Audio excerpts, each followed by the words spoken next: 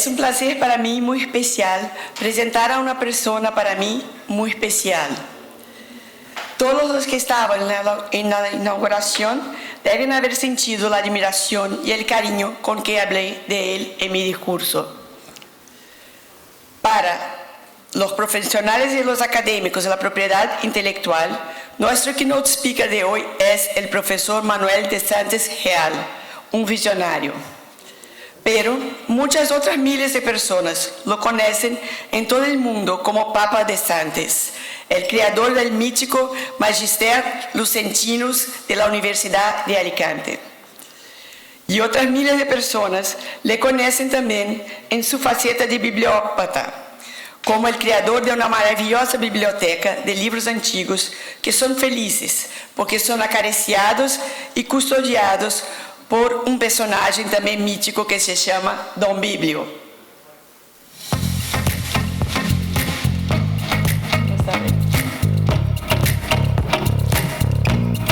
Bueno, era para estar la figura de Don Biblio.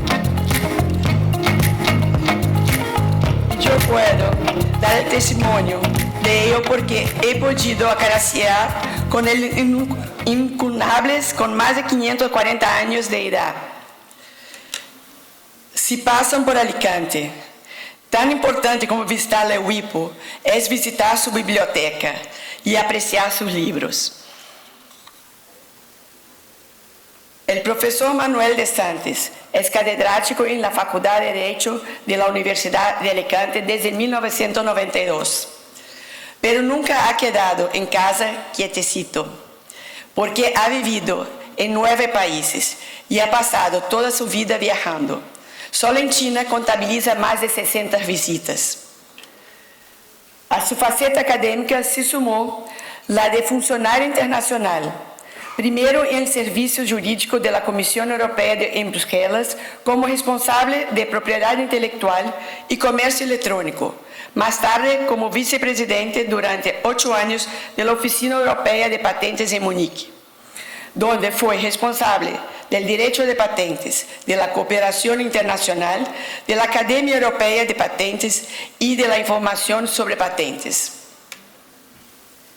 Desde hace 10 años, compagina su actividad universitaria con la profesional en la firma española El Jaburo.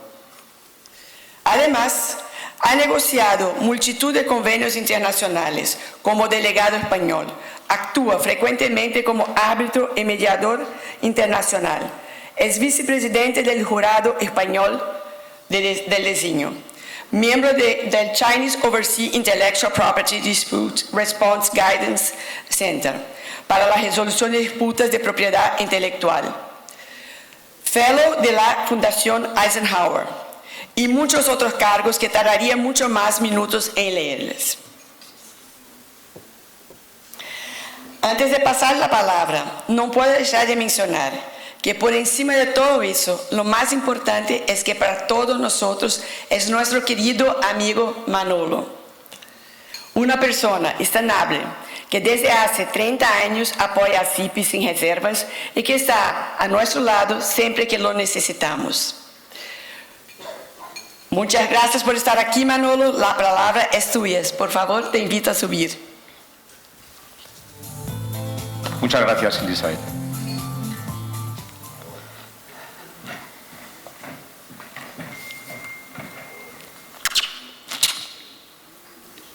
No, voy a pasar. No.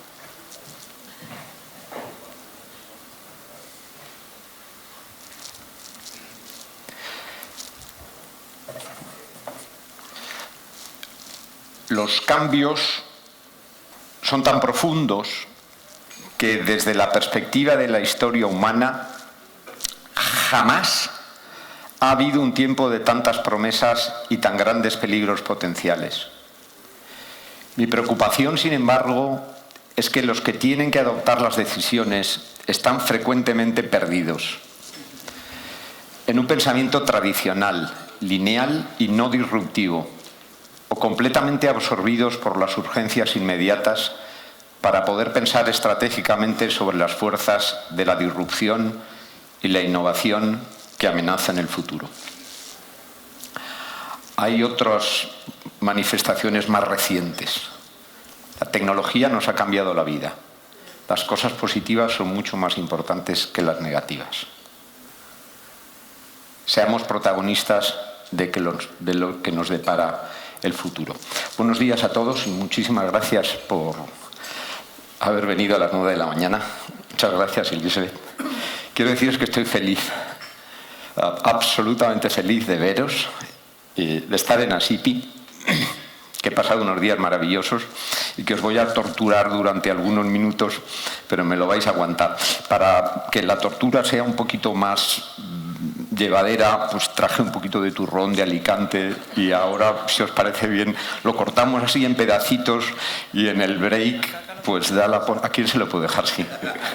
Gracias. En el break, por lo menos, podéis tener algo de Alicante. Este soy yo.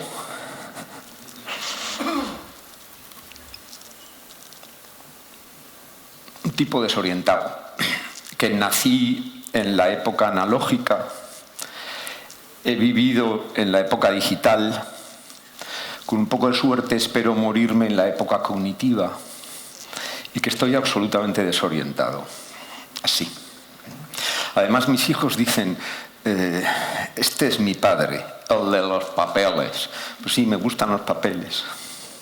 Nací en la época que nací y me gustan los papeles y me gustan los libros, lo que me provoca todavía más desorientación. Pero estoy convencido de algunas cosas y estas son las que me gustaría transmitiros. Y me gustaría transmitiroslas al estilo de Lutero, a través de tesis. Y me gustaría hacerlo ya para que en los 3 próximos minutos, que son los que me vais a prestar atención, recojáis las tesis y luego ya podéis ir al turrón. Si se queda uno, pues seguiré. Mi primera tesis es que las crisis ya no son cíclicas, son sistémicas. Y esto a mí, entenderlo, me ha cambiado radicalmente la vida. Mi segunda tesis es que los cambios ya no son aritméticos, son exponenciales. Y esa exponencialidad ha devenido estructural. Y esto es nuevo, jamás había ocurrido antes. Los seres humanos, Julie, hemos transmitido de generación en generación el cambio aritmético lineal. Ahí estamos a gusto. Y todas nuestras estructuras están basadas en el cambio aritmético lineal. Pues esto se ha acabado. Mi tercera tesis es que esto implica una nueva sociedad y tiene consecuencias. Lo que pasa es que muchas veces estamos tan metidos en el fregado diario que no vemos las consecuencias. Muchas veces lo que ocurre es que estamos intentando sacarle todo el jugo al mundo digital, a ver cómo consigo más eficiencias, etcétera, etcétera. Es decir, estamos en el mundo de la táctica y no subimos al mundo de la estrategia. A mí me gustaría hoy que en este ratito intentáramos elevarnos un poquito al mundo de la estrategia. ¿Por qué? Porque el hecho de que vivamos en un mundo que cambia de manera exponencial y esta exponencialidad ya no va a cambiar, es decir, va a seguir siendo exponencial, y de que esto no había ocurrido jamás, tiene consecuencias. Tiene consecuencias primero para el derecho, porque el derecho, nuestro derecho, el derecho romano, es un instrumento al servicio de la sociedad y está pensado para una sociedad que avanza de una manera determinada, no de otra. Pensar que un mero toilettage, un making up o un business as usual nos va a permitir que el derecho continúe haciendo su función social, perdonadme, es naif, es infantil. No va a ocurrir. Y finalmente, tengo 2 tesis más, y ya acabo. La propiedad intelectual es un instrumento social que nace en el siglo XIX para servir a una sociedad determinada, la sociedad nacida de la Segunda Revolución Industrial. Sí, ya sé que hubo patentes en Venecia en el siglo XIV, toda esta historia la conozco bien. Cuando se consolida el sistema es para servir a una sociedad concreta. Y ha funcionado fenomenalmente. Y ha cumplido su función social. Estoy dirigiéndome a amantes de la propiedad intelectual, pero probablemente nadie más amante que yo. Y se ha consolidado además un sistema maravilloso a través de convenios internacionales que ha tardado muchísimo en poderse configurar y llegar a consolidarse. Y tenemos que estar todos muy orgullosos. Al lado se han configurado todo un equipo de profesionales que sirven perfectamente al sistema. Oficinas de patentes y de marcas que buscan cómo servir a la sociedad de la manera más óptima posible. ¿A qué sociedad? ¿A la del siglo XIX o a la del siglo XXI? Pensar que el sistema se puede copy-paste simplemente, sin ninguna otra reflexión, porque el día a día nos come y que aquí de lo que se trata es de generar eficiencias y seguir sobreviviendo, es naif, perdonadme, es infantil. En algún momento alguien tiene que decir que hay que levantarse y ponerse a pensar. Y última tesis, por poner algo positivo. Resulta que la sociedad a la que servía ese sistema de propiedad intelectual del siglo XIX era una sociedad física. Había que hacer un traslado complejo. Por eso le llamábamos propiedad intelectual, que en realidad ni es propiedad ni es intelectual, pero había que asimilarlo y hacer una ficción jurídica. La sociedad del siglo XXI es una sociedad de intangibles. Esa es la sociedad para la que la propiedad intelectual, es decir, la gestión óptima de los intangibles, tiene más sentido. Curiosamente, a lo mejor hay que revisar, pero solamente aquellos que han entendido la sociedad anterior, que la tienen en el estómago y que han sido capaces de llevarla al siglo XXI, serán las personas, a mi modo de ver, que estén más preparadas para poder defender un sistema que verdaderamente sirva a la sociedad. Pero yo sigo completamente desorientado. Lo único que puedo decir es que si estoy aquí un ratito con vosotros es para intentar pensar con vosotros y aprender, intentar inspirar algo, y que contenidos buenos no son suficientes. Y perdóname, 3 advertencias muy rápidas. La primera es mi filiación política. Yo pertenezco a un partido político que se llama el Anti-PowerPoint Party, que no tiene como misión que no haya PowerPoints, sino contribuir a que las presentaciones sean lo menos aburridas posibles en el planeta, porque estas son cosas que suelen ocurrir cuando uno hace presentaciones de PowerPoint. La segunda advertencia es que yo solo sé provocar. Lo siento mucho, soy provocador, esa es mi profesión. Pienso que la universidad me paga para provocar y no para decir cosas que dicen otros normalmente, pero solamente cuando se provoca erróneamente, y eso es lo que yo voy a hacer, provocar erróneamente. Ninguna de las cosas que voy a decir tiene ningún sentido, pero a lo mejor, aunque solo sea para decir qué burro es este, bueno, pues te sirve a ti ya para pensar y no sirve para algo. Porque si no provocamos, puede que al final caigamos en el vicio. Y la última advertencia es que todo esto, pues como ha dicho Elizabeth, es el destile de 40 años dándole vueltas a una profesión maravillosa desde sitios muy distintos. Quizá yo lo único que puedo aportar es una visión holística, me lo escucharéis muchas veces. Mirad, se ha acabado el experto en patentes, en marcas. Esto es el siglo XIX. Los silos ya no existen. La visión es holística. El problema no es redactarle una patente a un cliente o resolverle un problema concreto. El problema es cómo gestionarle sus activos intangibles de la manera más óptima. El problema no es resolver conflictos. Esta es la visión del siglo XIX. El derecho romano acaba siendo un derecho represivo, el maravilloso derecho romano, ¿no? Acaba siendo un derecho represivo. Al final se trata de resolver conflictos. Tarde y mal, pero funcionaba. ¿Y por qué funcionaba? Porque teníamos tiempo. Cuando hay tiempo, pues uno puede organizar las cosas de manera que usando el tiempo, al final, consigue lo que quiere. Y el derecho romano se convierte en un derecho represivo. Pero vamos a ver que ya no hay tiempo. ¿Y si no hay tiempo, qué? Si no hay tiempo, entonces a lo mejor habrá que cambiar el derecho. Y cambiar el derecho quiere decir pasar a un derecho acompañante, no a un derecho represivo. Intentaré explicar esto después. Y esto tiene muchas consecuencias para nuestro día a día. Mis clientes no son clientes a los que yo tenga que resolver problemas. Yo tengo que estar metido en la estrategia de mis clientes para poder anticipar los problemas. Ahí es cuando les voy a resultar útil.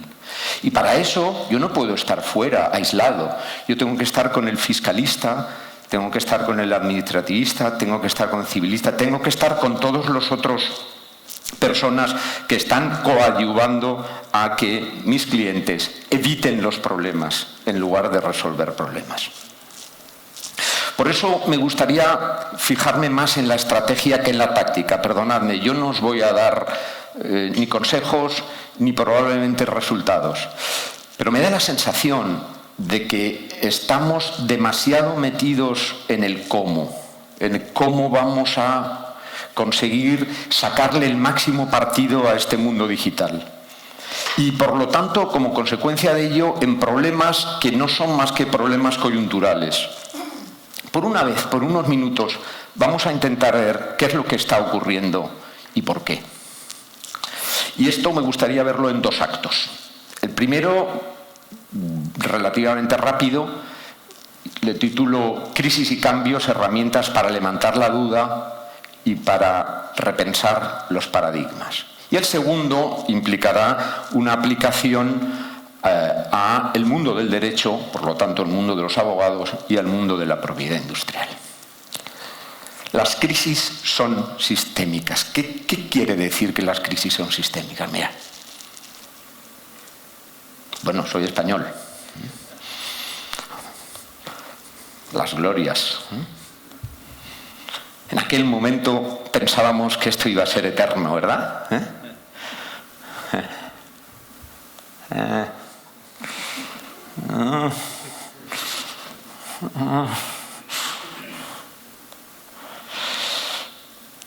Las crisis eran cíclicas y le habéis pasado a vuestros hijos en los genes que las crisis son cíclicas. Pues bien, ya no. Las crisis son sistémicas.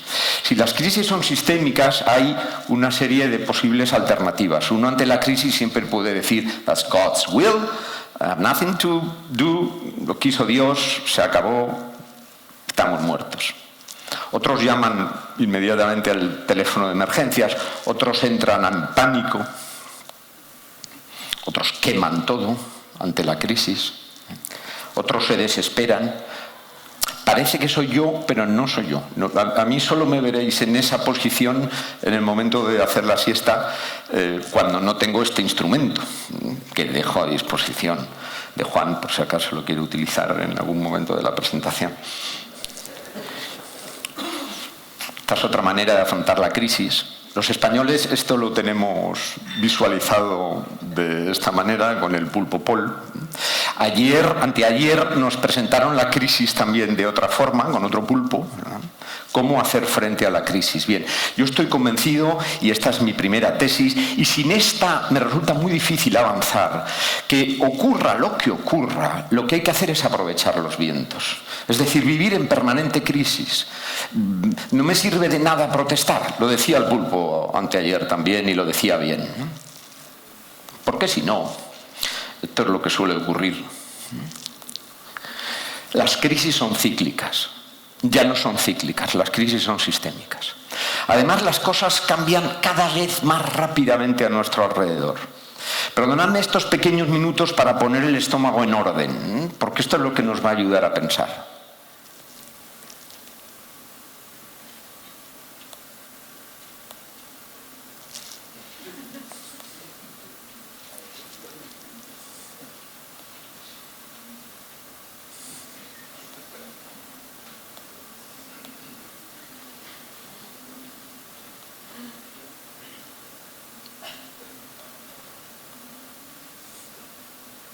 Todo cambia, todo cambia.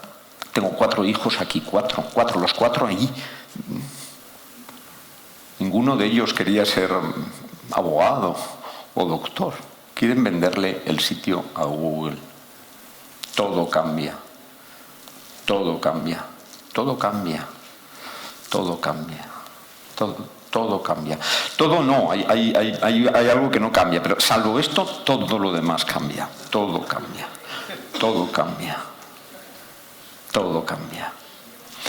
Si las cosas cambian cada vez más rápidamente a nuestro alrededor y las crisis son sistémicas, aquí tenemos ya el mundo, ya estamos en el mundo de la estrategia y a partir de aquí ya podemos pasar a la tesis número 3. Dejadme que os la desarrolle en un minuto. Las crisis, los cambios, ya no son aritméticos, sino que son estructurales. Y esta estructuralidad es exponencial. Esto es el cambio aritmético. Desde que el hombre es consciente de su condición de ser humano, ha ido cambiando de manera aritmética. Es verdad que en ocasiones nos hemos encontrado con picos exponenciales.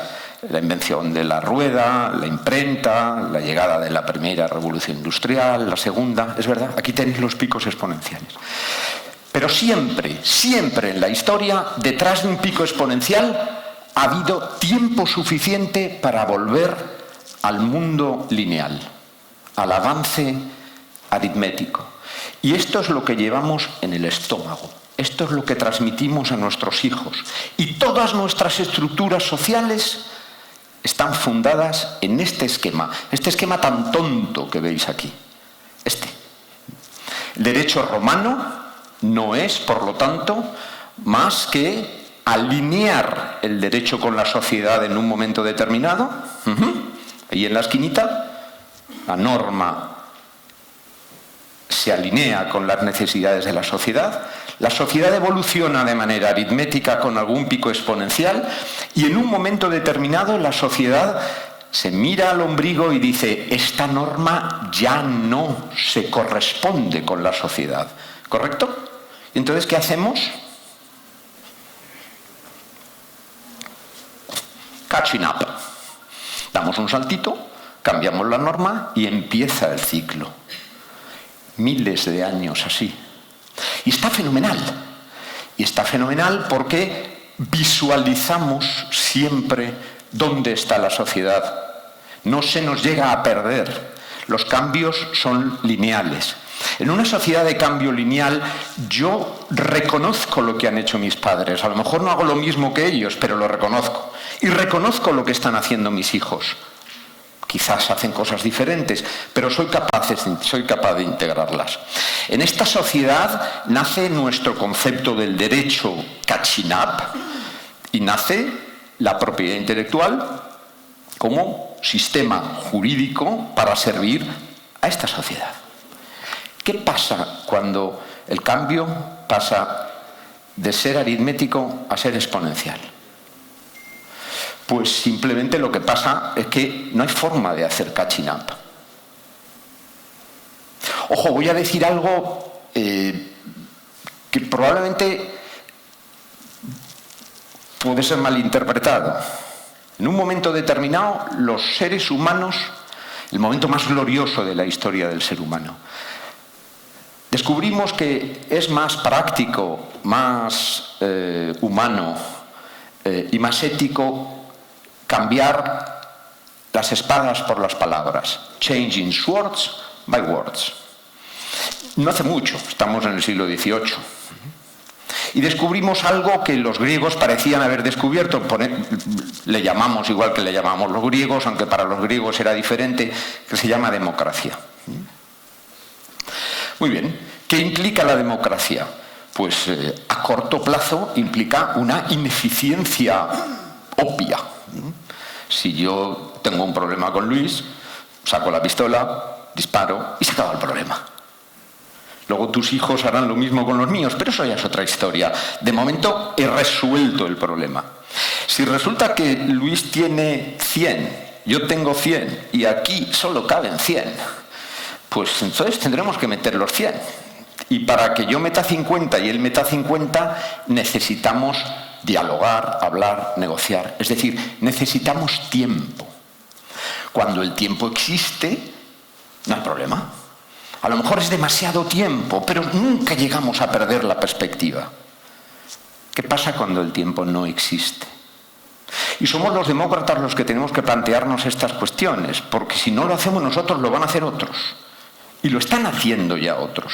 Porque es mucho más eficiente pasar a corto plazo, pasar al régimen anterior. El que ha dilucidado la historia de la humanidad durante miles y miles y miles de años. ¿Por qué no hay tiempo? No hay tiempo porque se están sucediendo por primera vez desde hace 30 años los cambios exponenciales de tal manera que se solapan unos a otros. Ya no ha habido el tiempo suficiente para pasar al esquema lineal. Y esto es otra cosa que tenemos que meter en el estómago. Lo que ocurre es que hoy estamos todavía en el tercer estadio. En el tercer estadio de la linearidad estaríamos en el punto 6.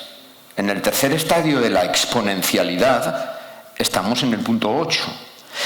Percibimos que algo va rápido, ¿verdad? Pero no somos capaces todavía de metabolizarlo. Esperad un poco. Esperad a llegar al 14.200 o al 16.256 y entonces nos vamos a enterar de cuál es la diferencia entre un cambio aritmético y un cambio exponencial. Me gustaría muy rápidamente intentar justificar el porqué de ese cambio exponencial. He puesto fechas por ponerlas. No os fijéis específicamente en las fechas. Pero un momento determinado en el que ocurre algo que ya había ocurrido, por ejemplo, con Gutenberg. El mundo analógico funciona con unas eficiencias y encontramos la fórmula de trasladar el mundo analógico al mundo de los ceros y los unos. Y eso genera muchas eficiencias. Hasta aquí, esto es un cambio exponencial, como la imprenta. Si hubiéramos tenido 50, 60, 80 años hasta llegar al siguiente cambio exponencial, el ser humano hubiera vuelto a la linearidad y estaríamos aquí felices hablando de cómo resolver los pequeños problemas. Pero este pequeño cambio del 0 al 1, del analógico a los ceros y unos, que muchos de los que estamos aquí hemos vivido, yo lo he vivido, pero de lo más directo. En aquellos años en los que te llamaban a una reunión y decían, hay una cosa que se llama Guffel. ¿Qué es esto de Guffel? Mira, ven y lo vemos. Recuerdo, fui de Alicante a Valencia a ver cómo era aquello. Pues mira, Luis, era lo siguiente. O sea, tú escribías una línea en una máquina de escribir, que ya había máquinas de escribir que tú podías escribir toda la línea sin tener que borrarla así, y al final mirabas, apretabas el botoncito, un milagro, le grito, y aparecía toda la línea. Bueno, pues tú esa línea apretabas el botón y la recibía otro que estaba a 1000 kilómetros. Milagrito del Señor. Yo pensé, bueno, esto es un telegrama. Pues no es un telegrama. Pues será el telégrafo, será un fax. No, tampoco es un fax, no. Se llama Guffy. Luego se ve que el nombre no cuajó y le pusieron algo como email o algo así. Lo tenemos muy reciente, pero muy reciente. ¿Y qué pasó? Pues que rápidamente después, entonces hablamos de la sociedad de la información, ¿recordáis? Antes de que pudiéramos recuperarnos, los seres humanos empezaron a utilizar los ceros y los unos, es decir, el mundo digital, para comunicarse entre ellos. Los seres humanos siempre se han comunicado, pero de manera analógica. Al comunicarse los seres humanos creamos datos. Cuando esta comunicación se produce de manera digital, esos datos se multiplican de manera exponencial porque somos muchos seres humanos comunicándonos entre nosotros, y entonces entramos en el mundo de las redes sociales. Le llamamos ya la sociedad de la comunicación, no la sociedad de la información. Y esto es una segunda revolución estructural antes de que hubiéramos amortizado la primera. Pero poco después, estos datos pasan a ser generados por seres humanos, pero a través de dispositivos que están geolocalizados. Y entonces aparece nuestro avatar. Y en el avatar, a consecuencia primaria del avatar, es una tercera revolución. Estoy banalizando, pero quiero que integremos el por qué ya no hay vuelta atrás. Y con esto volvemos a multiplicar exponencialmente la generación de datos. Los chinos entran en otra dinámica porque ellos no han tenido ordenadores. Directamente pasan al smartphone, que empieza a ser de verdad un smartphone, no como era antes. Y experiencias como el WeChat, a partir de la cual puedes hacer absolutamente todo, nos llevan a entender que lo que hemos hecho es multiplicar los datos, siempre fabricados, hechos por seres humanos, pero que ahora son llevados al mundo físico. Y uno puede pagar, uno puede concertar la cita con el médico, uno puede hacer todo a través del WeChat. Y tenemos otra revolución.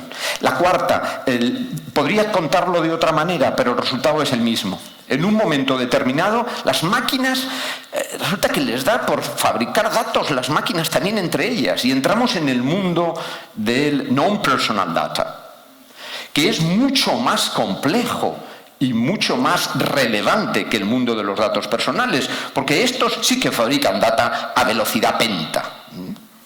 Y de aquí pasamos inmediatamente a otro en el que las máquinas, a través de Machine Learning, de Deep Learning, empiezan a aprender por ellas mismas y a fabricar datos ellas mismas. 1, 2, 3, 4, 5, 6. ¿Cuántas llevamos? Y de pronto el dato comienza a ser lo que era la electricidad. Mirad, Edison inventó la electricidad, pero eso no cambió el mundo. Lo que cambió el mundo son las aplicaciones que después la gente hacía para aplicarlas hasta las diferentes empresas y para sustituir lo antiguo. No es la electricidad, son las aplicaciones de la electricidad. Pues bien, el dato por sí mismo no tiene valor, pero cuando lo aplicamos, cuando somos capaces de aplicarlos, entonces es cuando la sociedad empieza a cambiar como nunca antes lo había hecho. Y esto ya no tiene vuelta atrás. Estoy poniendo aquí problemas que no voy a desarrollar, pero que conocéis bien, ¿no? ¿Quiénes tienen acceso a los datos? ¿Quiénes tienen la propiedad de los datos? ¿Cómo vamos a comer todo esto? ¿Qué va a producir? ¿Cuál es la brecha con la que nos vamos a encontrar si solo unos cuantos tienen la capacidad para poder analizar los datos, es decir, la electricidad? En el mundo de la electricidad real, la diversidad era más amplia, había leyes antimonopolio, el ser humano fue capaz de reorganizar esto fundamentalmente porque hubo mucho tiempo para volver a la linealidad, pero esto ya no es posible. Pero hay más. Otro salto, otro salto, otro salto. Yo no sé cuánto tiempo voy a vivir, pero a lo mejor si vuelvo a SIPI dentro de 5 o 6 años ya vamos por el 20. Bien, mi tesis es que vivimos en un mundo diferente. Y esta es la clave para entenderlo. Ya no estamos en la linealidad. Lo siento mucho, porque esto hay que decírselo a nuestros hijos muy claramente, porque de manera subliminal nosotros les hemos transmitido que en el mundo lineal se vive cómodo. Y todo nuestro esquema profesional lo hemos desarrollado para un mundo lineal. Pero ya no es el caso. Y si esto es así, yo estoy convencido de que ya no vivimos en una era de cambios. Esto es un cambio de era. y probablemente hacía muchos milenios antes de llegar a este nuevo cambio de era. Le llamamos cuarta revolución industrial, pero en realidad debemos estar ya en la quinta o en la sexta. Quisiera pasar esto rápidamente para intentar visualizar qué es lo que quiere decir en la práctica. Llamamos a esto a la época de las nuevas, la era de las nuevas tecnologías. Yo no estoy de acuerdo. La mayor parte de estas tecnologías no son nuevas. Simplemente se han concitado una serie de superestructuras que permiten que estas tecnologías florezcan. La clave no está ahí. La clave es que los seres humanos hemos desarrollado siempre las tecnologías de forma silar, en silos. Sabe bien José, después de 29 años en la Oficina Europea de Patentes, cómo organizamos la clasificación de patentes todavía. Todo el sistema de clasificación es silar, es en silos. Pues bien, esto se ha acabado, ciudadanos y ciudadanas, se ha acabado. Las tecnologías se desarrollan hoy de manera hibridada y profundamente interconectada.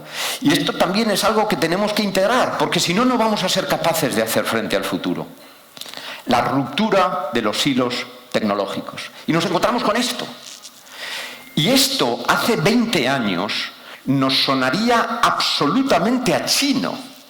¿Qué es la cobótica y la genómica y la biometría y las maquetas digitales?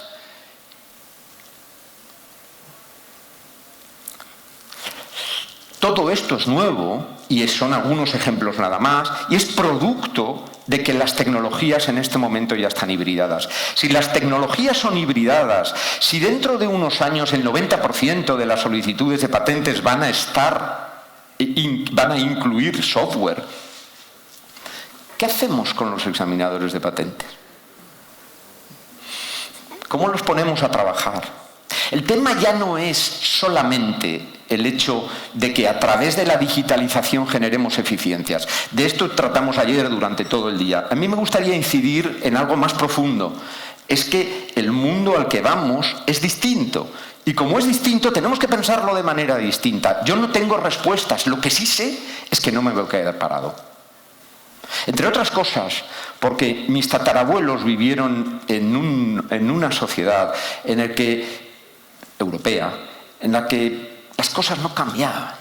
Lo único que iba a ocurrir es 2 o 3 guerras donde iban a llegar, iban a violar a todas las mujeres y matar a la mitad de la población 2 o 3 veces a lo largo de mi existencia. Si no me tocaba a mí, pues bien, y ya está. Pero tal como nací en el pueblo donde nací, moría. Hoy yo nací en una sociedad, vivo en otra y voy a morir en otra. Esto es absolutamente maravilloso. La oportunidad que tenemos es única y exige también, implica una responsabilidad social y personal, yo diría astronómica. Si no nos ponemos a trabajar como organización en esto de manera seria, nuestros hijos nos van a maldecir. Porque se van a encontrar con un mundo para el que no solo ellos no están preparados, sino que no hemos preparado la sociedad para ello. Pero es fenomenal que, Juan, que vivas en este momento, porque tú puedes hacerlo. Entre todos podemos hacerlo. Esto es nuevo. Y esto implica 5 elementos. Voy a desgranarlos de manera muy rápida. Primero, toda una serie de conceptos nuevos. No voy a pasar por ellos, pero si les echáis una ojeadilla veréis que todo esto es nuevo. Es mucho más complejo. La convergencia y la hibridación es nueva. La manera como nos comunicamos, interactuamos es distinta. El elemento globalización no había existido antes. Y finalmente, fijaos en el 8. La innovación se acelera exponencialmente. Y esto también nos debe llevar a una reflexión. Mirad, la sociedad industrial de final del siglo XIX necesitaba creadores. Necesitaba gente que pusiera cosas nuevas encima de la mesa para poder fertilizar la electricidad. Muy bien. Como consecuencia de ello, generamos un sistema de propiedad intelectual que potenciaba a esos creadores, es decir, a los que fomentaban la novatio, porque la clave estaba en la novatio. Una de las cosas que a mí más me sorprendieron cuando entré en el mundo de las oficinas de patentes, en nuestro caso el de la Oficina Europea de Patentes, era que la clave estaba en cómo patentar. Lo que pasara después con la patente, a la Oficina Europea le interesaba por la cuestión de los renewable fees. Pero, bueno, lo que pasara en el Valle de la Muerte, y si aquello al final llegaba a algún término, eso era una cosa menor. A nosotros lo que nos interesa es la patente. Pues bien, en este contexto de aceleración exponencial de la innovación, a lo mejor hay que cambiar radicalmente la perspectiva. El sistema está pensado para favorecer a la novatio, a los que crean. A lo mejor si lo vemos desde la perspectiva de la innovatio, innovación no es más que introducir algo nuevo dentro de algo. Innovatio, y eso es la sociedad. Si lo pensamos desde esta perspectiva, entonces mi problema, es decir, el problema de mi cliente, no es tener una patente o tener una marca. El problema de mi cliente es que a través de sus activos intangibles genere más eficiencias y tenga más éxito. Es decir, yo no voy a quedarme en el estadio de la innovación, me voy a quedar en el estadio de la innovación. Voy a ser más bruto, más brutal. Si hablamos de vacas y de leche, a mí no me interesan las vacas. A mí me interesa la leche. Si la leche me la producen las vacas, pues entonces, claro, yo cuidaré las vacas y intentaré tener las vacas más felices del mundo. Pero si algún día la leche se produce sin necesidad de vacas, pues mira, las vacas producen mucho metano. Se acabaron las vacas. Porque me interesa la leche, no las vacas. Trasladad esto al mundo de los derechos de autor. Tienes tu derecho de autor en el momento en que se produce la creación. ¿Por qué? Porque lo que nos interesa es proteger a los creadores. Un creador que no ilumina a la sociedad después, porque lo que ha creado no lo lleva a la sociedad, ¿qué sentido tiene atribuirle ningún derecho? En el esquema anterior sí, porque el objetivo era muy evidente. Y en el nuevo, a lo mejor en el nuevo, el elemento nuclear, porque siempre tenemos que ir a ver dónde está el eje en torno al cual gira la sociedad. El eje en este momento es el acceso al dato. Es decir, en este caso el acceso a la cultura. Para tener acceso a la cultura, yo necesito generar cultura. Como necesito generar cultura, necesito a los creadores, a las vacas. Y cuidaré las vacas. Pero cuidaré las vacas no porque las tengo que cuidar. Cuidaré las vacas porque son los que me van a generar cultura, que me van a poder producir el acceso a la cultura. Y el acceso generalizado a la cultura. Con lo cual, muchos de los elementos clave con los que estamos trabajando siempre, por ejemplo, la propiedad intelectual implica un monopolio, una exclusividad, etcétera, etcétera, se ponen completamente en crisis. ¿Quiere eso decir que nosotros estamos en crisis? Pues sí, estamos en crisis. ¿Quiere eso decir que nos vamos contra la pared? Nos iremos contra la pared si no nos damos cuenta de que estamos en crisis. Y nos iremos contra la pared si intentamos resolver los problemas de manera que nos beneficie a nosotros, sin pensar realmente si estamos beneficiando a la sociedad. Pero si somos capaces de reaccionar poniéndonos en el sitio de la sociedad del siglo XXI, lo tenemos todo ganado, porque la sociedad va hacia nosotros. Porque precisamente la gestión del intangible es lo que nosotros sabemos hacer. Una cosa básica es la generación de superestructuras. Esto es nuevo, esto es la clave. Es decir, esto es lo que hace que todo se incremente exponencialmente. Por primera vez en la historia se dan toda una serie de circunstancias, os he puesto 7, que no voy a nombrar, podría poner 6, 5, 8 o 10, pero con esto es posible generar una sociedad que evolucione de una manera exponencial. Con esto es posible que aparezca la inteligencia artificial que viene de los años 50, que pueda llegar a fertilizar, etcétera, etcétera. Las piedras angulares del sistema cambian. La interoperabilidad, los estándares abiertos y el acceso a los datos. Estas son las piedras angulares del sistema. Y si estas son las piedras angulares del sistema y los profesionales de la propiedad intelectual seguimos empeñados en que las piedras angulares del sistema sean otras las del siglo XIX, os aseguro que la sociedad va a poder con nosotros. Esto implica una miríada de aplicaciones sectoriales, porque la ruptura de los hilos nos lleva a que la aplicación de todas estas tecnologías se expande en toda la sociedad. Os he puesto ejemplos, pero podríamos poner muchas más, ¿verdad? Y finalmente la visión es necesariamente holística. La visión es holística desde una perspectiva económica, afecta a todo.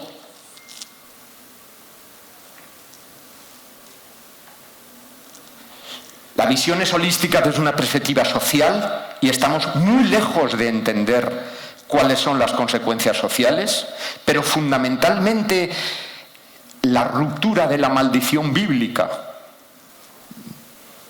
Hay una señora primero que desobedece a Dios. Parece que primero era la señora y después el señor, pero bueno, primero la señora desobedece a Dios, después el señor desobedece a Dios, y entonces Dios castiga y tienes que ponerte a trabajar. Maldición bíblica, con el sudor de tu frente. Probablemente ninguno de vosotros ha trabajado jamás, porque vosotros habéis superado la maldición bíblica. Juan, tú no has trabajado jamás. Tú siempre que has trabajado has disfrutado. Luego tú has sido capaz de superar la maldición bíblica, pero a lo mejor el hombre no ha nacido para trabajar en el sentido de pasarlo mal, de sudar. Ha nacido para ser feliz. Pues bueno, hay que cambiar todas estas perspectivas desde esa perspectiva social. La perspectiva geopolítica, pensad en la situación de Huawei en este momento en Estados Unidos. La gobernanza mundial está detrás. La importancia que tiene todo esto para un cambio radical de la administración pública y sobre todo, y voy a entrar ya pues en la segunda parte y voy acabando, cómo afecta al derecho y a la propiedad intelectual.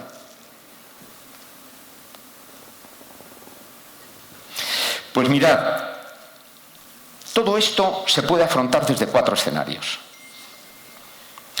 Podrían ser 8, pero yo os voy a poner 4. Descubrí hace bastantes años en la EPO la metodología de los escenarios que me cambió la vida.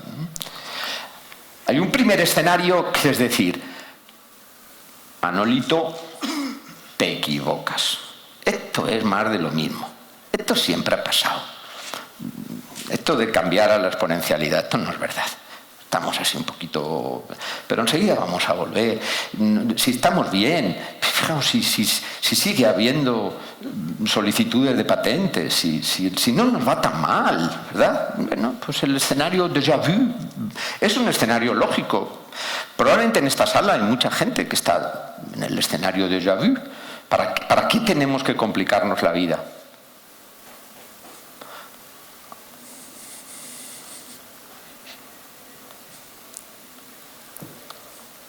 Hay un segundo escenario que es el de escenario adaptación. Toilettage, making up. El sistema es el sistema, no lo vamos a tocar, pero es verdad que hay que hacer algunos pequeños cambios. Bueno, pues vamos a ver qué pequeños cambios. En definitiva, todo el esquema de este ASIPI y todo lo que vimos ayer, aunque ayer hubo momentos de picos claramente que salían claramente de este escenario, pero están dándole vueltas al escenario, hay que adaptarse, hay que hacer algo, ¿verdad? Lo que pasa es que muchas veces cuando intentamos adaptar por adaptar, pues nos pasan algunas cosas como esta, ¿no? El tercer escenario, que es, bueno, no vamos a romper las reglas del juego, pero vamos a asomarnos a las reglas del juego desde una perspectiva mucho más disruptiva. Es decir, vamos a intentar hacer un cambio de verdad. Y hay un cuarto escenario que es el escenario de la reinvención. Es decir, salir del sistema. Es decir, imaginemos que no existiera el sistema de propiedad intelectual ni el derecho. Vamos a aproximarnos a la sociedad, vamos a ver qué necesita la sociedad y vamos a ver cómo diseñaríamos un sistema de gestión de intangibles que no necesariamente tiene que ser diferente al que existe, pero estudiado, analizado desde una perspectiva reinventiva. ¿Dónde estáis? Uno puede estar entre uno y otro. A lo mejor para cada problema nos tenemos que ubicar en un escenario o en otro, pero yo pienso que tenemos que jugar constantemente con los escenarios, porque lo que sí es cierto es que estamos ante los fundamentos de un nuevo orden jurídico y de la nueva propiedad intelectual. ¿Hasta aquí bien? ¿Todavía? ¿Sí? ¿Me aguantáis un minutillo más? Pues vamos al segundo. Y el segundo ya cae por su peso. Me interesaba más el primero, pero ahora dejadme que os destile algunos pensamientos míos de cómo se puede aplicar esto en la práctica. Del cambio aritmético al cambio exponencial. Los retos para el derecho. Yo estoy enamorado del derecho romano. El derecho romano ha ejercido una función maravillosa en nuestra sociedad. Es extraordinariamente consistente. Pero es ingenuo pensar que vamos a seguir aplicándolo de manera natural, de la misma manera que lo hemos hecho durante 2000 años. Primero, porque los silos son necesarios para poder aplicar el sistema. Fijaos, muchos de vosotros, todos los que habéis estudiado Derecho, ¿os acordáis? El derecho comercio, ¿verdad? El derecho procesal, el derecho... Todo esto se ha acabado. La mayor parte de mis colegas continúan aferrados al déjà vu, Esto no tiene que cambiar. ¿Por qué? Bueno, pues que hemos generado también elementos de poder.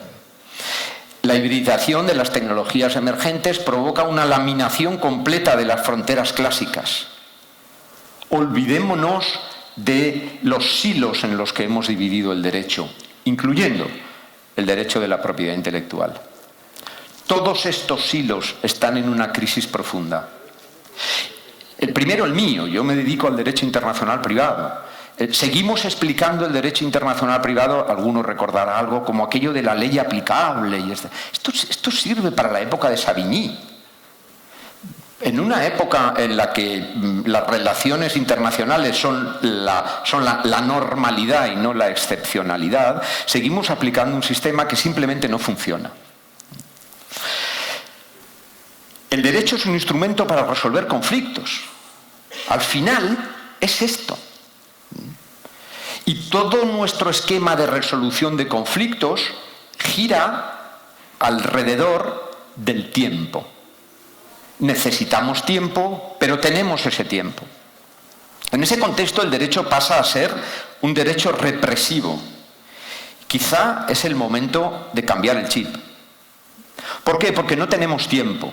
Yo visualizo hoy un derecho mucho más acompañante que represivo.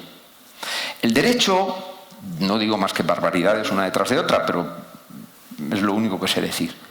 El derecho se nos ha convertido en un paquidermo. Y voy a decir todavía una barbaridad mayor. Yo, que me he dedicado toda la vida a negociar convenios internacionales, de pronto soy consciente de que todos esos convenios internacionales, pensad en todos los de propiedad intelectual, que han sido extraordinariamente útiles en el esquema clásico, de pronto se nos convierten en una losa extraordinariamente difícil de superar. Es muy difícil ponerse a pensar fuera de la caja, porque la caja es muy grande y es muy pesada. Han costado tanto negociar esos convenios internacionales, nos han sido tan útiles, han sido tan buenos, yo lo he pasado tan bien, que solamente pensar en otro modelo nos parece algo ya radicalmente imposible. Pues bien, probablemente hemos concebido un derecho paquidérmico. Y esta multiplicación exponencial nos lleva a situaciones que no dejan de ser ya situaciones estructurales muy difíciles de resolver. Pensar en el drama de Europa. creo que aparece un poco después, pero dejadme que os lo manifieste, que os lo vomite casi, porque es mi obsesión. Toda la construcción europea radica en el tiempo. Mirad, yo te contaba, Matías, que ayer, creo, yo empecé a negociar, escribí el primer draft del Reglamento de Protección de Datos cuando estaba en la Comisión Europea, en el Servicio Jurídico, en el año 1998. Esto es el Pleistoceno inferior. Durante 20 años se ha estado negociando ese reglamento. Al final ya se empieza a aplicar en mayo del año 2018. El problema no es que el reglamento sea bueno o malo, es que el elemento de negociación, que es mi primer texto, está completamente fuera de lugar, completamente desfasado. El drama de Europa hoy es que toda la construcción europea gira en torno al tiempo, y ese tiempo ya no lo tenemos. A lo mejor hay que pasar a esquemas siempre normativos.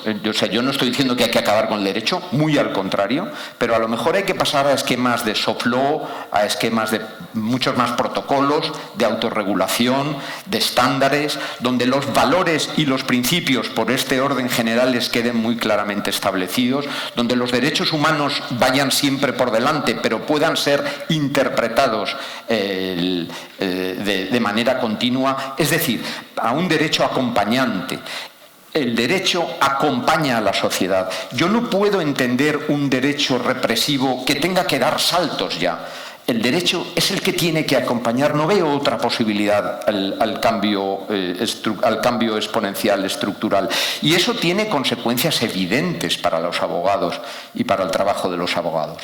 Es obvio. Esto implica una transformación radical de todas las profesiones jurídicas. Y sobre todo lo que va a implicar como incorporación masiva de la inteligencia artificial. Pero esos son procesos de elaboración y decisión. En este momento me interesan menos, me interesa más el elemento estratégico, ¿no? No va a haber forma de continuar con los mismos esquemas de decision making process. Si tenemos que esperar 10, 15 años a hacer un convenio internacional, no va a funcionar. Algo tan urgente como poder regular la inteligencia artificial. Ayer se estaba hablando de posibles leyes modelo. Las leyes modelo implican elementos básicos sobre los que nos vamos a poner de acuerdo. Los seres humanos estamos acostumbrados a ir al detalle, y los abogados todavía más. Tenemos que cambiar ese chip. La forma de relacionarse los seres humanos tendrá que ser a través de principios básicos, a través de leyes modelos, a través de estándares, a través de protocolos. Hay que reflexionar, por lo tanto, sobre alternativas que no desfiguren la piedra angular del sistema, que es la democracia, porque ya no tenemos ese tiempo. Por lo tanto, yo propongo un derecho acompañante. ¿Qué estamos haciendo? Pues mirad, yo creo que estamos muy lejos de tener la masa crítica de personas que hayan metabolizado todo esto. Estamos jugando en el escenario 2, adaptación. Y no llegamos a querer visualizar el escenario 3 y el escenario 4. Y no lo hacemos, Juan, porque nos da miedo, primero. Y segundo, porque no lo hemos metabolizado de verdad. Y eso implica, a mi modo de ver, no cumplir con nuestra obligación y pasarles a nuestros hijos y a la siguiente generación un marrón que les va a ser mucho más difícil de digerir, porque a medida que pase el tiempo, el elemento exponencial se hará mucho más evidente y será mucho más difícil, por lo tanto, el poder acercarse a él. ¿Y cómo afecta todo esto a la propiedad intelectual? Yo creo que se han dado ya muchos elementos.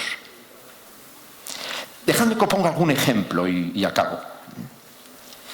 Mirad, todo el mundo del derecho de patentes hoy gira en torno a las SEPs, las Standard Essential Patents.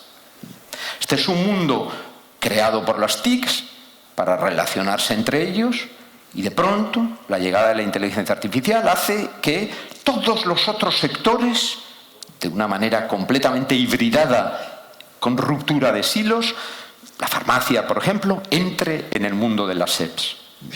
Y se genera un título que no es un derecho exclusivo, ya, para nada, porque tú lo tienes que compartir, que genera unas regalías que cambian cada día, completamente distinto a los esquemas clásicos, que la duración de 20 años no tiene ningún sentido. Y nosotros seguimos empeñados en un esquema one fits all. Todo el derecho de la propiedad intelectual nace con un criterio one fits all. ¿Por qué? Porque es sencillo en el siglo XIX. Se puede muy bien metabolizar en el siglo XIX. Cuando uno va a la Oficina Europea de Patentes, se encuentra con que hay unos guidelines y los guidelines luego se van diferenciando un poquito, tuneando más bien, José, pero los guidelines sirven para todo. ¿De verdad el sistema de propiedad intelectual es un sistema de one fits all? O probablemente tenemos que cambiar radicalmente a un sistema de one fits all does not fit at all. ¿De verdad nuestro sistema de marcas se va a quedar como está? ¿Vamos a seguir haciendo las cosas? Ayer decían, todo lo que pueda hacer la máquina lo hará, naturalmente que lo hará. Y probablemente más de lo que nosotros estamos imaginando en este momento. Bueno, a lo mejor las marcas ya no tienen sentido como elemento diferenciador clásico. A lo mejor las marcas tienen sentido si los pasamos del mundo de la novatio al mundo de la innovatio. Y eso es el branding. Y para tener brands necesito marcas, pero el tema ya no son las marcas, ya no es la vaca, el tema es el branding. Pensad en muchos otros elementos del sistema de patentes que chirrían completamente en este momento. Las patentes farmacéuticas, por ejemplo. La diferenciación, bien, le podemos poner 5 años más de duración, pero esto es poner paños calientes. Tenemos que ser capaces de visualizar un sistema mucho más complejo.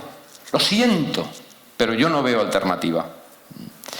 Y no podemos dejar que sea Estados Unidos o China quien nos resuelva el tema. Yo creo que aquí tenemos una obligación en Europa y tenemos una obligación extraordinaria en América Latina. Mirad, no hay mayor porcentaje por metro cuadrado de creadores que los latinoamericanos.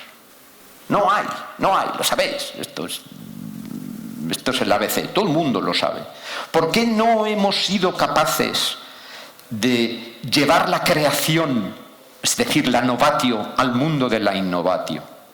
¿Por qué nos hemos quedado en que somos muy creadores, pero no somos capaces de trasladar esta creación al mundo de la innovación?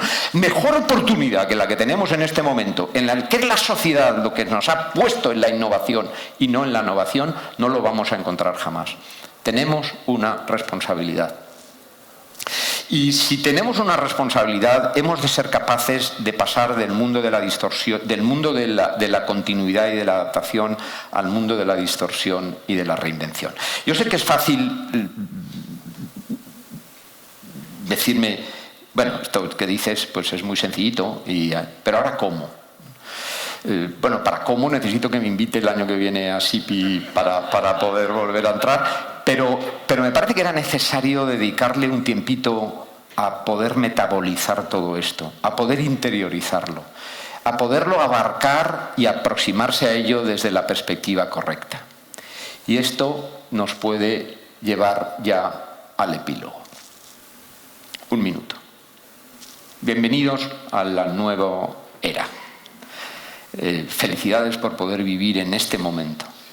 A lo mejor nuestros nietos ya viven en un momento en el que nosotros le hemos solucionado el problema o se lo hemos agravado, pero el momento de atacarlo es este. Bienvenidos a la época en que solo sobreviven los que piensan fuera de la caja. Bienvenidos a la era de la crisis sistémica de los modelos de negocio. Muchos de los que estáis aquí sois ya hijos, incluso nietos de aquellos pioneros. Aquellos pioneros supieron pensar de manera disruptiva.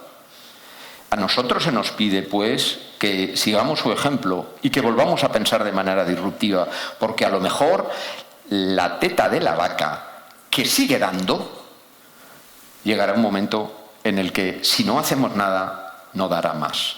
Bienvenidos a la nueva era de la sociedad cognitiva. Se ha acabado el mundo digital.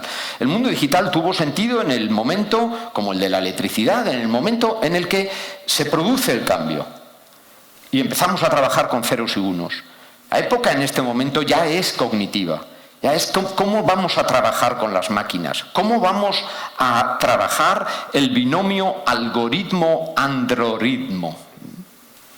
Y quizá esto nos permita desarrollar un poquito más una nueva sociedad. Y una buena noticia para ir acabando. La nueva sociedad no es una sociedad de tangibles, es una sociedad de intangibles. Lo que tiene valor es el intangible. ¿Con qué trabajáis vosotros?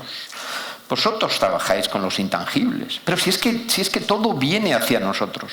Si es que no hay otros profesionales ni instituciones públicas que tengan la posibilidad de hacer lo que podemos hacer nosotros.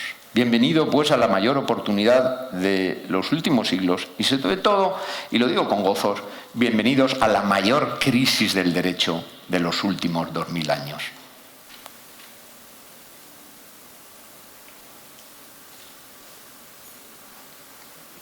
Muchas gracias. ¿Puedo?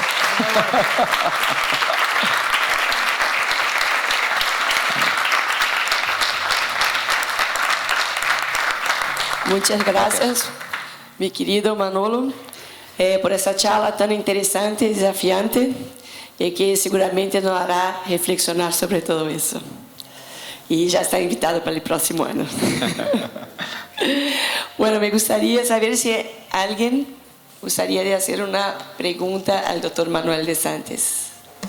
Ramiro, por favor. No os he dejado completamente muertos ya. Pues gracias. Manolo, muchas gracias. Muy linda tu exposición. Además que de manera rápida veo yo dos cosas. La primera, lo que expresó Richard Susskind, el inglés, sobre el futuro del abogado. Nos has explicado el futuro de la profesión brillantemente. ¿Dónde nos ubicas a nosotros, a los actores? No sé si la vaca o la teta, pero ¿dónde estamos nosotros? ¿No? A ver, un punto de vista desde esa perspectiva que por lo demás está muy brillante. Gracias. Muchas gracias. Pues yo me veo primero metabolizando todo esto. Segundo, entendiendo que la época de la hiperespecialización se ha acabado. Hay que ser especialistas, pero hay que romper silos. Bueno, yo tengo la ventaja de ser curiosito, así que voy a derecha e izquierda constantemente y para eso os aseguro que las redes sociales me sirven. Las redes sociales se pueden utilizar muy mal, pero se pueden utilizar muy bien para generar eficiencias. Yo consigo mucha información si puedo definir bien las redes sociales. En segundo lugar, estoy convencido de que de la manera que trabajamos nosotros, que trabajamos con compañeros, el estar lo más próximo posible de los compañeros y entender lo que hacen los compañeros es absolutamente clave. Los abogados hemos trabajado normalmente desde una perspectiva muy silar y muy personal. Hoy probablemente hay que romper esto porque se generan muchas más eficiencias, 2 y 2 son 5, cuando se trabaja desde una perspectiva mucho más horizontal y con mucha más colaboración entre los diferentes abogados. Esto ad intra. Y ad extra, para mí, y siento que a lo mejor te frustro con las respuestas, pero hasta ahí está donde llego, es cambiar radicalmente el concepto de cliente. El cliente no es alguien que me trae un problema. Yo tengo que estar metido en el ojo del cliente. Yo con mis clientes lo que hago pues es sentarme con ellos cuando no hay problemas. y enterarme muy bien de qué es lo que quieren y cuál es su estrategia. Esto implica, claro, nuestro esquema de tarifación, para tarificar, etcétera, etcétera, se rompe en 1000 pedazos, pero bueno, habrá que romperlo en 1000 pedazos. Pero solamente cuando yo entiendo muy bien lo que quiere mi cliente, me reúno con los que están alrededor de mi cliente, sé por qué ha hecho esto, porque gana desde una perspectiva fiscal o porque le genera una apertura de negocio en un estado determinado, entonces es cuando puedo entrar yo y hacer mi valoración desde la perspectiva de gestión de intangibles. Yo no me dedico a las patentes, ni a las marcas, ni a los diseños. Os confieso que la mayor parte de las veces lo que hago es no patentar, y esto negaré haberlo dicho fuera de esta sala, y guardar como secreto. O sea, el secreto industrial y el secreto empresarial es un elemento fantástico, y te acabo el razonamiento, para esta nueva perspectiva de acompañamiento, porque diseñando la estrategia de secreto industrial de la empresa, aunque sea modesta, lo que estoy contribuyendo es a que la empresa genere protocolos que después le resultan extraordinariamente útiles a la hora de aplicarlos a otras esferas diferentes. Yo intento ser parte de la estrategia de la empresa, no el elemento que resuelve un conflicto determinado. Yo estoy convencido de que el abogado del futuro es el que acompaña, es el que evita el conflicto, no el que resuelve el conflicto. Todos los conflictos son productos de frustración. Y siempre se pierde, nunca se resuelve un conflicto de una manera eficiente. Lo que hay que hacer es intentar evitar los conflictos. Yo estoy pensando más, y perdonad que ponga un ejemplo, en el abogado como la persona que se sienta acompañando a dos contratantes, conoce cuáles son las ventajas de uno y de otro, y después es capaz de trabajar con los dos a la hora de la vida del contrato para poder identificar cuándo van a surgir los conflictos para pararlo antes de que el conflicto surja. El derecho tiene que ser un derecho acompañante y que prevea los conflictos, no que resuelva los conflictos, porque no hay tiempo. Ahí es donde la función social del abogado, a mi modo de ver, es grandiosa. Y es verdaderamente acompañante del nuevo sistema, que no sabemos dónde va, pero desde luego no va a la linearidad en la que hemos trabajado siempre. Gracias. Creo que había por adelantado ahora le voy a dar palabra a María del Carmen y a Filipe y a él. Sí, sé que he abusado. Me ha dejado impactada su excelente exposición. Más aún que estábamos haciendo una investigación sobre los criterios de los anticuerpos en biotecnología. Pero la pregunta que le quería hacer es, cuando dijo que la parte digital ya queda fuera, ¿cuál es la opinión suya cuando las empresas actualmente, las diferentes empresas, están digitalizando, están contratando personas para que digitalicen? Sí, muchas gracias. Mira, voy a tratar de ser muy breve. El hombre pasó por diferentes etapas. La primera etapa era aquella en que la transmisión del conocimiento se hacía de manera oral. Después pasamos a una segunda etapa en que la transmisión del conocimiento se llevó a cabo ya a través de un procedimiento distinto al oral, sea pintando o escribiendo. Muy bien, pues escribimos. Están los monjes ahí haciendo sus libritos, ¿verdad? De pronto llega Gutenberg, y cuando llega Gutenberg somos capaces de generar eficiencias. Gutenberg no visualizó cómo iba a ser el libro del futuro. Él lo que quería era generar eficiencias. Si vosotros veis la Biblia de Gutenberg y la comparáis con un texto manuscrito de monjes del siglo XIV, es un copy-paste, es una fusilada, absoluta fusilada. Gutenberg quería generar eficiencias. Pero a partir de Gutenberg, ya a los monjes ya dejaron de escribir. No se les ocurría volver a escribir. ¿Por qué? Bueno, porque ya estaba la nueva sociedad. Yo creo que aquí podemos hacer el paralelismo. Por supuesto que hay que digitalizar, pero es que tendríamos que haber acabado ya el proceso de digitalización a estas alturas. Si estamos todavía en el concepto de las empresas de tienen que digitalizar, lo que estamos todavía es que no hemos dado el siguiente paso de la época de Gutenberg, porque muchas veces seguimos escribiendo a mano. Y a mí me parece que en unos años ya se habrá acabado el proceso de digitalización, en el sentido de que continuará generando eficiencias, pero ya no hablaremos de digitalización. El problema es cómo tenemos acceso a los datos, y el problema es cómo podemos analizar los datos para que pueda ser la electricidad del futuro, y cómo podemos conseguir que eso no lo tengan 4 nada más, sino que nos llegue a todos. Por lo tanto, el acceso a los datos, el acceso generalizado a los datos se convierte en el elemento nuclear que tenemos que estar dándole vueltas todo el rato. Y el sistema de propiedad intelectual tiene que conseguir el acceso universal a los datos. Porque si no, todas nuestras pequeñas empresas están muertas.